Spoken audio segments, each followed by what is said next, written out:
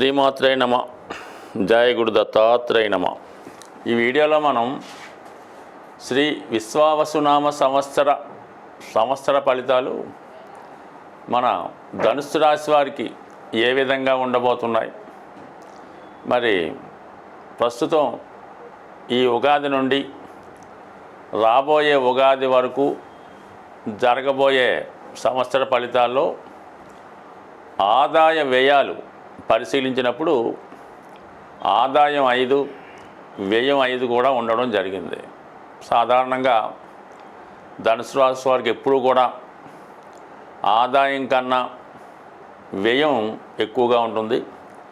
But కానీ ఈసారి సరి సమానంగా ఉండడం జరిగింది. ఎందుకంటే ఈ సంవత్సరం కొద్దిగా బ్యాలెన్స్గా వ్యవహరించవలసి ఉంటుంది.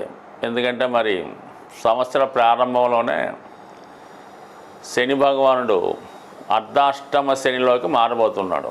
మరి ఆ కారణం వల్ల కొంతవరకు చతుర్థ భావానికి సంబంధించినటువంటి ఖర్చులు ఎక్కువ అవడం జరుగుతుంటుంది. సరే, ఇదే సందర్భంలో ఏదైనా గృహ నిర్మాణం కూడా మీరు చేపట్టుకోవచ్చు, భూమి కానీ స్థలం కానీ కొనవచ్చు. మొత్తం మీద ఏంటంటే ఆదాయ వ్యయాలు పరిశీలించుకోవడంలో సరిసమానంగా ఉండడం జరుగుతూ ఉంటుంది. ఇంకా రాజపూజ్యం అవమానం గురించి పరిశీలించినప్పుడు రాజపూజ్యం 1, అవమానం 5. అంటే గౌరవం అన్నది సాధారణంగా ధనుసు రాశి వారికి కామన్గా ఉంటూ ఉంటుంది. అయితే అవమానం అన్నది మరి మీరు ఎవరికన్నా మంచి సలహాలు ఇచ్చినప్పుడు, వాళ్ళని ఏదో మంచి మార్గంలో నడమని చెప్పినప్పుడు కామన్గా వారు మిమ్మల్ని అవమానించడం జరుగుతూ ఉంటుంది అన్నమాట. సరే చెప్పేలే కానీ అని అంటూ ఉంటారు. అందువల్ల ఏంటంటే సాధ్యమైనంత వరకు మీరు ఎవరికి కూడా మంచి సలహాలు మాత్రం ఇవ్వకండి. దానివల్ల అవమానం రావడం జరుగుతుంటుంది. చెడ్డ సలహాలు ఇచ్చారనుకోండి, బ్రహ్మాండంగా రాజపూజ్యాన్ని పొందుతూ ఉంటారు. అంటే ఒకసారి ప్రాక్టికల్గా మీరు చూడండి, మీకు అది అర్థం అవుతూ ఉంటుంది అన్నమాట. సో ఇక ధనుస్సు రాశి వారికి ఈ సంవత్సర ఫలితాలు పరిశీలించినప్పుడు ముఖ్యంగా మేజర్ గ్రహాలైనటువంటి గురువు, రాహు, కేతువు, శని, ఈ 4 పరిశీలించుకుందాం. మనం ఎలాగా శనిగ్రహంతో ప్రారంభించుకున్నాం కాబట్టి మరి చతుర్థ స్థానంలోకి అర్ధాష్టమ శనిలోకి మారబోతున్నటువంటి శని భగవానుడు చాలా వరకు గృహ సంబంధించిన విషయాలు, అంటే మీ వ్యక్తిగతంగా కాకుండా ఉమ్మడిగా ఉన్నటువంటి గృహం అట, అంటే మీ పేరెంట్సు, కజిన్స్, బ్రదర్సు అందరూ ఉన్నటువంటి ఉమ్మడి కుటుంబానికి చెందినది ఈ చతుర్థ భావానికి చెప్తూ ఉంటుంది. అక్కడ కుటుంబ సభ్యుల మధ్య కొద్దిపాటి ఏకాభిప్రాయాలు లేకపోవడం జరుగుతూ ఉంటుంది. అలాగే ఏదైనా స్థిరాస్తి కొనుక్కునే ప్రయత్నంలో కొన్ని ఇబ్బందులు ఎదురవడం జరుగుతూ ఉంటుంది. కొన్ని సందర్భాల్లో మీ యొక్క స్థిరాస్తి ఇతరుల ఆధీనంలోకి వెళ్ళే అవకాశం ఉంటుంది. అంటే కామన్గా ఈ పొలం, గృహం ఉన్నప్పుడు కొంతకాలం ఒకరు చేసుకోవడం జరుగుతుంటాయి. వ్యవసాయ కుటుంబాల్లో కానీ ఉమ్మడి కుటుంబాల్లో జరిగే అవకాశం ఉంది. కాబట్టి కొంతవరకు మీరు కొన్ని సందర్భాల్లో టెంపరీగా మీ యొక్క ఆస్తి హక్కుని వదులుకోవలసి ఉంటుంది. ఇదే సందర్భంలో కొంత స్థిరాస్తి కూడా కొనే అవకాశం ఉంటుంది. ఎందుకంటే శని మీకు ధనాధిపతి అవుతున్నాడు. అది 4లోకి రావడం వల్ల మీరు చాలా కాలంగా దాచుకున్నటువంటి ధనంతో ఏదైనా గృహ నిర్మాణం కానీ గృహం కానీ కొనుక్కోవడం, పేరెంట్స్ని ఆదుకునే ప్రయత్నంలో వాళ్ళకి ఏదైనా ఒక స్థిరమైన ఆదాయాన్ని వచ్చే విధంగా ఏర్పాటు చేయడం జరుగుతూ ఉంటుంది. ముఖ్యంగా విద్యార్థులు చదువు మీద శ్రద్ధ పెంచవలసి ఉంటుంది. చాలా వరకు వీళ్ళు ఏదైనా ఇతరుల యొక్క గృహంలో ఉండి చదువుకోవడం కానీ లేదా హాస్టల్లో ఉండి చదువుకోవడం కానీ జరిగే అవకాశం ఉంది.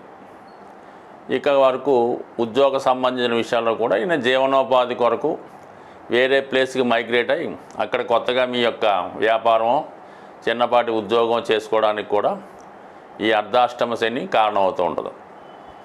మాతృ సౌఖ్యానికి, మాతృభూమికి, సొంత ఇంటికి, సుఖాలకి దూరం అవ్వడం జరుగుతూ ఉంటుంది. కాబట్టి ఇది మెయిన్ కాన్సెప్ట్ అన్నమాట. అర్ధాష్టమ శని ప్రభావం ఏదైనా కొన్ని మనకి ఇష్టం లేకుండా చేయవలసి ఉంటుందన్నమాట. మనసుకి హర్ట్ అయ్యే విధంగా ఉంటుంది కాబట్టి దాన్ని ఈ విధంగా చెప్పడం జరిగింది. కాబట్టి మరి ఏదైనా నెగిటివ్ని పాజిటివ్గా తీసుకొని దాన్ని మీరు యాక్సెప్ట్ చేస్తే అది మీకు ఆనందదాయకంగా మారే అవకాశం ఉంటుంది. కాబట్టి బట్ ఏదైనా మీరు శని ఏది ఇచ్చినా కూడా దాన్ని మీరు సంతోషంతో స్వీకరిస్తే మీ ఫలితాలు కూడా సంతోషంగానే ఉండే అవకాశం ఉంటుంది. అలాగే వేరే విధంగా తీసుకుంటే ఫలితం కూడా వేరే విధంగానే ఉండే అవకాశం ఉంది. అంటే సుమారుగా మనం ఏదో ఒక చాలా కాలంగా ఉన్నటువంటి మీ ఆస్తి కారణాంతరం వల్ల అమ్మవలసి వచ్చింది. అప్పుడు మీరు మనకి ఈ రుణం ఇంతవరకే ఉంది, దానివల్ల ఇంతటితో మనకి రుణం అయిపోయిందని పాజిటివ్గా తీసుకుంటే అది మీకు ఇంకొక కొత్త గృహాన్నో దాన్ని మించిన గృహాన్నో ఇవ్వడం జరుగుతూ ఉంటుంది. సో ఇక గురుగ్రహం ధనుసు రాశి వారి జీవితం మొత్తం గురుగ్రహ గమనం మీద, గురువు ఏ గ్రహంతో కలిసి ఉంటే ఆ ఫలితాలు ఇవ్వడం జరుగుతూ ఉంటుంది.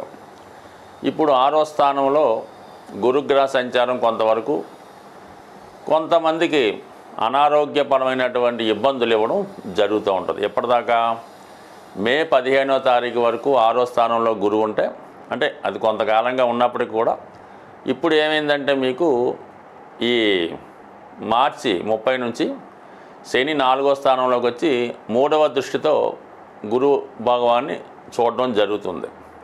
సో దీనివల్ల ఏమైందంటే మీకు చాలా వరకు ఆరోగ్యం నుంచి బయటపడే అవకాశం ఉంటుంది. అలాగే రుణ సమస్యల నుంచి బయటపడే అవకాశం ఉంటుంది. అలాగే కొత్తగా మీకైనా రుణం కావాలన్న కూడా వస్తుంది, కానీ ఎక్కువగా రుణం తీర్చే ప్రయత్నం చేయడం జరుగుతూ ఉండదు. అంటే స్వభావసిద్ధంగా ఈ శని ఏ భావాన్ని చూస్తే ఆ భావానికి చాలా వరకు నష్టం కలుగుతుంది అన్నది కామన్గా జరుగుతుంటుంది. అది ఇప్పుడు ఏమవుతుందంటే గురువు శని కలిసి ఒక భావం మీద వారి యొక్క ఫలితాన్ని ఉంచినప్పుడు కంపల్సరీగా ఆ భావ ఫలితాలు మీకు ఎక్కువ అవుతాయి ఉంటాయన్నమాట. అంటే ఇప్పుడు శని మిమ్మల్ని 6వ స్థానానికి చూస్తున్నాడు, అంటే శత్రు రోగ రుణస్థానాన్ని చూస్తుంటే అక్కడ గురువు ఉండే దాన్ని పాజిటివ్గా మార్చుకోవడం జరుగుతుంది. అంటే అనారోగ్య సమస్యల నుంచి బయటపడతారు, రుణాల నుంచి బయటపడతారు, శత్రువులు మిత్రులుగా మారుతారు. ఇక మనకి 15వ తారీఖు మే తర్వాత మరి 7వ స్థానంలోకి మారబోతున్నాడు మన గురు భగవానుడు. అది ఆటోమేటిక్గా మీకు అక్టోబర్ 19 వరకు ఇంచుమించుగా అక్కడే ఉండి కొద్దిగా ముందుకొచ్చి మళ్ళీ ఒక నెల పోయాక వెనక్కి రావడం జరుగుతుంది. మొత్తం మీద ఎక్కువ శాతం మీకు 7వ భావంలో ఉండడం వల్ల మరి వివాహానికి సంబంధించిన విషయాల్లో కొంతకాలంగా వాయిదా పడుతున్నటువంటి వివాహాలు ఒక కొలిక్కి రావడం జరుగుతుంది. ఏదో ఒక నిర్ణయం తీసుకొని ఒక సాంప్రదాయ కుటుంబానికి చెందినటువంటి వరుడు కానీ వధువు కానీ మీకు వచ్చే అవకాశం ఉంది. లేదా కొంతకాలంగా ఆల్రెడీ వివాహం జరిగి విభేదాల వల్ల పరస్పరం దూరంగా ఉన్నటువంటి భార్యాభర్తలు తిరిగి కలుసుకొని మీ యొక్క వైవాహిక జీవితాన్ని కొనసాగించే అవకాశం కూడా ఉంది. ఇప్పుడు ఇంకొక అద్భుతం జరుగుతుంది. ఈ మే 15 తర్వాత ధనుసు రాశి వారికి మరి 7వ ఉన్నటువంటి గురువు ఎలాగా లగ్నాన్ని రాశిని వీక్షిస్తాడు, అంటే ధనుసు రాశిని ధనుసు లగ్నాన్ని చూస్తాడు. అలాగే 4థంలో ఉన్నటువంటి శని కూడా మరి 10వ దృష్టితో మీకు లగ్నాన్ని వీక్షించడం జరుగుతుంది. ఈ 2 కారణాల వల్ల ఏదైతే ఉపాధి అవకాశాలు చాలా ఎక్కువగా రావడం జరుగుతుంటుంది. మీకు ఏదైతే ఉద్యోగ ప్రయత్నాలు చేస్తున్నారో అది బ్యాంకింగ్ రంగం కానీ, ఎడ్యుకేషన్ డిపార్ట్మెంట్ కానీ, గవర్నమెంట్ సర్వీస్లో అయినా సరే మీకు ఏదైనా ఉద్యోగ ప్రయత్నాలు చేస్తుంటే ఎస్పెషల్లీ ధనుసు రాశి వారికి ఈ మే 15 నుంచి ఇంచుమించుగా ఒక సంవత్సరం అటు ఇటు లోపల మీకు ఏదైనా ప్రభుత్వ ఉద్యోగం కానీ పెద్ద సంస్థల్లో అభివృద్ధి కానీ అంటే జాబ్ కానీ వచ్చే అవకాశం ఉంది. ముఖ్యంగా ఎవరైతే ఎంట్రన్స్లో మంచి సీటు కోసమో మంచి విద్య కొరకో ప్రయత్నం చేస్తుంటే వారికి కూడా ఈ యొక్క స్థితి కనబడుతుందన్నమాట. ఇది కొత్తగా నాడీ శాస్త్రంలో ఉన్నటువంటి టెక్నిక్లు.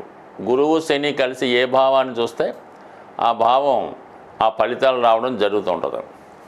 మరి ఉద్యోగం ఎందుకు అనుకున్నామంటే ఏదైనా చూసి గ్రహాలు ఒకడేమో లగ్నాధిపతి, ఒకడేమో మరి వృత్తికారకుడు, ఏదన్నా వృత్తికారకుడు ప్రభావం ఉంటుంది. దానివల్ల మీకు ఉద్యోగ విషయాల్లో అనుకూలత ఏర్పడుతుంది. ఇక రాహు కేతు, రాహు 4వ స్థానం నుంచి మే 18వ తారీఖున 3వ స్థానంలోకి మారబోతున్నాడు. ఇది కంపల్సరిగా జాతకుడి యొక్క ధైర్య సాహసాలు పెరుగుతాయి. చేపట్టిన కార్యక్రమాల్లో విజయం సాధిస్తారు. విదేశ మిత్రులు లభిస్తారు. మీలో ఉన్నటువంటి స్కిల్స్ని ధైర్యంగా ప్రజెంట్ చేయడం జరుగుతూ ఉంటుంది. మీ యొక్క ప్రయత్నానికి ఆధునిక పరికరాలు, యంత్రాలు తోడ్పాటుతో మీ యొక్క టెక్నాలజీని ఇంప్రూవ్మెంట్ చేసుకుంటారు. కొత్త టెక్నాలజీని వాడే ప్రయత్నం చేస్తూ ఉంటారు. అలాగే మరి కేతువు కూడా 9వ స్థానంలోకి రావడం వల్ల ఆధ్యాత్మిక చింతన పెరుగుతుంది. పుణ్యక్షేత్రాలు దర్శిస్తారు. మంచి కార్యక్రమాల్లో పాల్గొంటారు.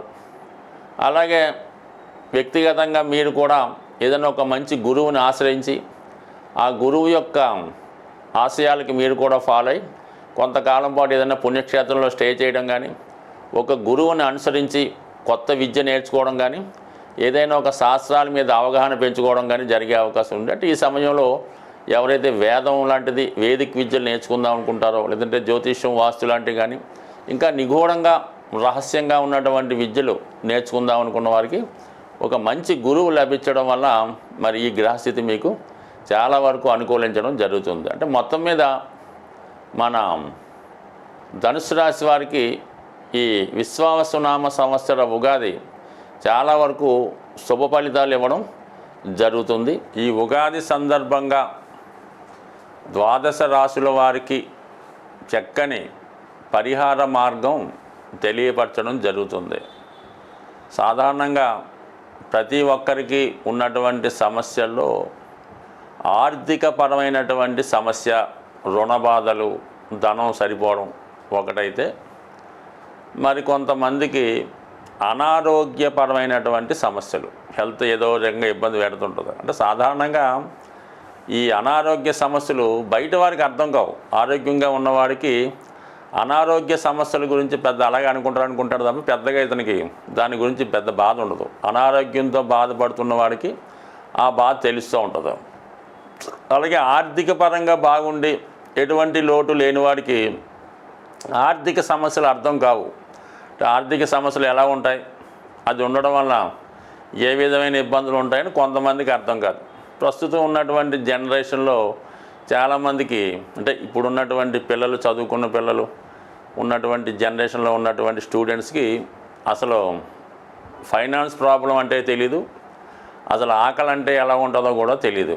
అంటే ఇది ప్రస్తుతం వీటన్నిటికీ ఏదైనా చక్కని ఆరోగ్యం, మంచి ఫైనాన్షియల్ పొజిషన్ ఇవ్వాలంటే దానికి మనం ఆరాధించవలసినటువంటి గ్రహం, ఏకైక గ్రహం సూర్య భగవానుడు. సూర్య భగవానుడు అనుగ్రహం ఉంటేనే ఈ రెండు, ఆరోగ్యం, ఐశ్వర్యం రెండు కూడా లభిస్తాయి. మిగతా గ్రహాలు ఎలా ఉన్నా మనకు అనవసరం. ఒక్క రవి బలంగా ఉంటూ రవిని పూజించుకుంటే 100% ఆర్థిక సమస్యలు, అనారోగ్య సమస్యల నుంచి బయటపడవచ్చు. అందువల్ల ఏంటంటే మరి ప్రతి ఒక్కరూ కూడా ఈ ఉగాది నుంచి సూర్య భగవానుని ఆరాధిస్తూ ప్రతిరోజు సూర్య నమస్కారం చేసుకొని ఆదివారం నియమంగా ఉండడం. దాని తర్వాత ఏంటంటే ఈ క్యారెట్ ఏదైతే ఉందో అది ఆదివారం రోజు గోవులకి పెట్టడం వల్ల సూర్య భగవానికి సంతృప్తి కలుగుతుంది. అంటే క్యారెట్ ఆవులకి పెట్టవలసి ఉంటుంది. సూర్యునికేమో అవకాశం ఉన్నవాళ్ళు ఆదివారం రోజు పాయసం, అంటే గోధుమ నూకతో చేయనటువంటి హల్వా కానీ పాయసం కానీ నైవేద్యంగా పెట్టవలసి ఉంటుంది. పెట్టిన ప్రసాదాన్ని మీరు స్వీకరించవలసి ఉంటుంది. అంటే సూర్యభగవానుడికి దంతాలు, పళ్ళు ఉండవన్నమాట. అంటే కొన్ని కారణాల వల్ల దక్ష యజ్ఞంలో ఆ విధంగా జరిగింది. అందువల్ల మెత్తని పదార్థాలు, పాలుతో చేసినటువంటి కోవా, గోధుమలు ఇష్టం కాబట్టి ఆ ప్రసాదం పెట్టడం వల్ల మనకి ఐశ్వర్యం లభిస్తూ ఉంటుంది. టెక్నిక్గా చూడండి, మీరు మన మామూలు వరి అన్నం కన్నా ఈ గోధుమ రొట్టి ఎవరైతే తింటూ ఉంటారో ఎక్కువ, అంటే 2 పూటలు కూడా తినచ్చు, వారి యొక్క ఐశ్వర్యానికి, సంపదకి మామూలుగా మన వరి అన్నం తినే వాళ్ళు ఒకసారి కంపేర్ చేసుకోండి. అంటే రవి అనుగ్రహం ఈ గోధుమ వినియోగం వల్ల రాస్తుంది కాబట్టి నానబెట్టిన గోధుమలు కూడా ఆవుకి పెట్టడం వల్ల, క్యారెట్ పెట్టడం వల్ల, మీరు కూడా అవి ఆహార పదార్థాలుగా తీసుకోవడం వల్ల అది కంటి చూపు పెరుగుతుంది, ఆరోగ్యం పెరుగుతుంది, ఐశ్వర్యం కలుగుతుంది, ఆరోగ్యం కూడా కలుగుతుంది. బట్ ఏదైనా సూర్య ఆరాధన, సూర్యాష్టక పారాయణ, ఆదిత్య ఉదయం నేర్చుకుంటే, చదువుకుంటే మొత్తం ఏ గ్రహ పరిహారానికైనా ఒకటే సమస్య, సూర్య ఆరాధన. స్వస్తి.